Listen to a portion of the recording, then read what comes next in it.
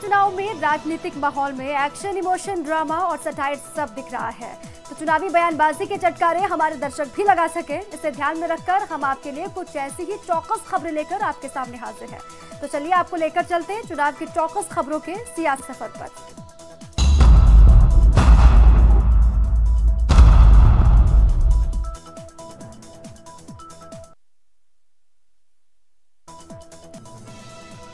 पश्चिम बंगाल में पीएम मोदी ताबड़तोड़ रैली कर रहे हैं। पीएम मोदी कूच बिहार में जनसभा को संबोधित करते हुए उन्होंने कहा कि डर से दीदी की नींद उड़ी हुई है।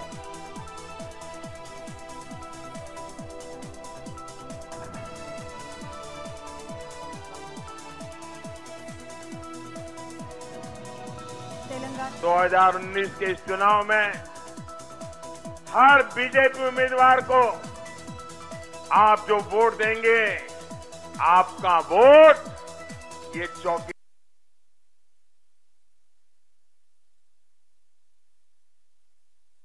को मजबूत करेगा।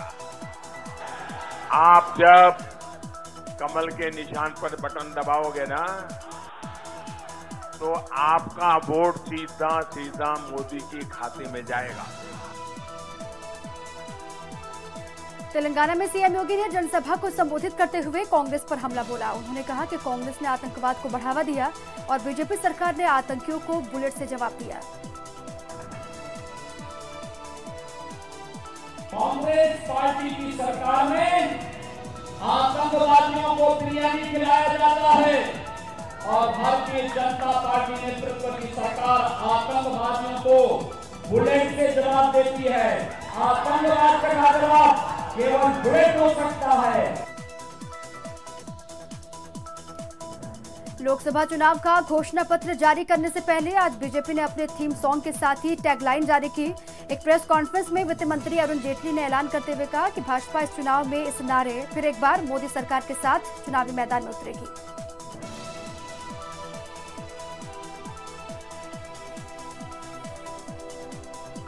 लखनऊ में कई बसपा नेता बीजेपी में शामिल हुए। बीजेपी प्रदेश प्रभारी जेपी नड्डा ने बसपा नेता को बीजेपी में शामिल किया। इस दौरान उन्होंने कहा कि बीजेपी में सभी का स्वागत है। बीजेपी कार्यकर्ताओं की पार्टी है। यूपी से बीजेपी को 74 सीटें मिलेंगी। मिलावट पे मिलावट जितना है एक साथ ही कर डालो,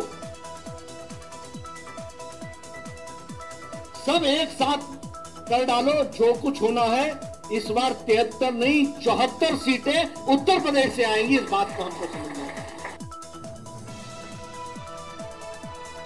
नोएडा में जनसभा स्थल पर ज्योतिरादित्य सिंधिया पहुंचे। इस दौरान उन्होंने सीएम योगी पर निशाना साधा और कहा कि आज देश में एक इंसान अपने आप को सुरक्षित नहीं समझता, तो देश में कोई सुरक्षित नहीं है।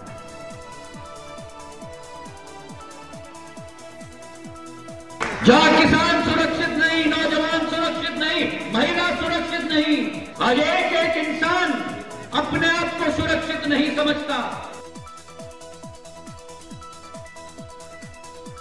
सहारनपुर में महागठबंधन की संयुक्त रैली की गई। इस दौरान सपा सुप्रीमो अखिलेश यादव, बसपा सुप्रीमो मायावती, आरएलडी प्रमुख चौधरी अजित सिंह मौजूद रहे। मायावती ने बीजेपी सरकार पर हमला बोला। उन्होंने कहा कि अगर बीजेपी ईवीएम में गड़बड़ी नहीं करती है तो गठबंधन की जीत होगी। इस बार चुनाव में या खासकर उत्तर प्रदेश से भारतीय जनता पार्टी जा रही है और गठबंधन आ रहा है।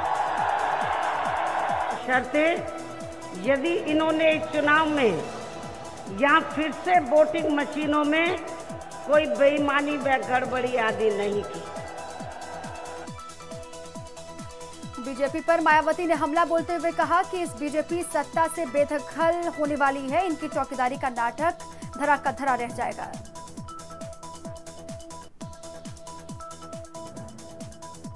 इस बार सत्ता से जरूर बाहर चली जाएगी। भारतीय जनता पार्टी इस बार सत्ता से जरूर बाहर चली जाएगी। इनकी चौकीदारी की नाटकबाजी भी इनको नहीं बचा पाएगी। इस चुनाव में इनके सभी छोटे बड़े चौकीदार भी मिलकर अपनी कितनी भी ताकत क्यों ना लगा लें। मायावती ने यूपी सरकार पर हमला बोला और कहा कि योगी सरकार को भगाना होगा। देश प्रदेश के हित में बीजेपी कांग्रेस को वोट ना दे, मुस्लिम समाज अपना वोट बीजेपी को ना दे। दल के राष्ट्रीय मेरा खासकर इस चुनाव में मुस्लिम समाज के लोगों को ये कहना है, आप लोगों को मैं ये सावधान करना चाहती हूँ और आप लोगों को भी मालूम है कि पूरे उत्तर प्रदेश में कांग्रेस पार्टी इस लायक नहीं है कि वो भारतीय जनता पार्टी को टक्कर दे सके। गठबंधन ही इस लायक है कि वो भारतीय जनता पार्टी को टक्कर दे सकता है।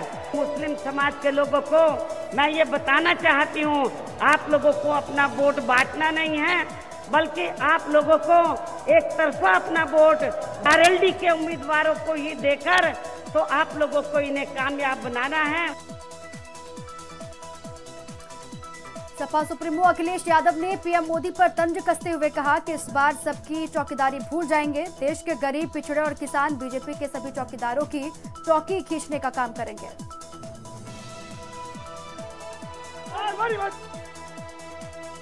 यही गरीब, किसान, दलित, अल्पसंख्यक, यही पिछड़े इस बार मिल करके एक एक चौकीदार की चौकी छीनने का काम करेंगे। अखिलेश यादव ने बीजेपी के 15 लाख और अच्छे दिनों के वादों पर जमकर हमला बोला। अखिलेश ने कहा कि मोदी अच्छे दिन आएंगे बोलकर सत्ता में आए थे, लेकिन कुछ नहीं मिला। लोगों से करोड़ों नौकरियों का वादा किया था, लेकिन अब जब चुनाव आए तो पीएम चौकीदार बन गए।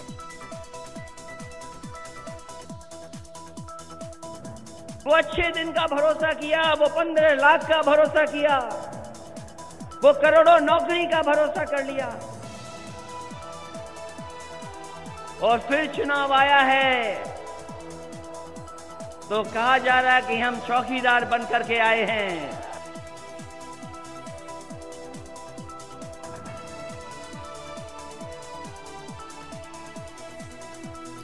लखनऊ में कई बसपा नेता बीजेपी में शामिल हुए। बसपा नेता को ब्रजेश पाठक ने बीजेपी ज्वाइन कराई। और आज से ही पूरे प्रदेश के पैमाने पर सभी लोकसभा सीटों में लग करके तन मन धन से भारतीय जनता पार्टी के प्रत्याशियों को जिताने के लिए काम करेंगे।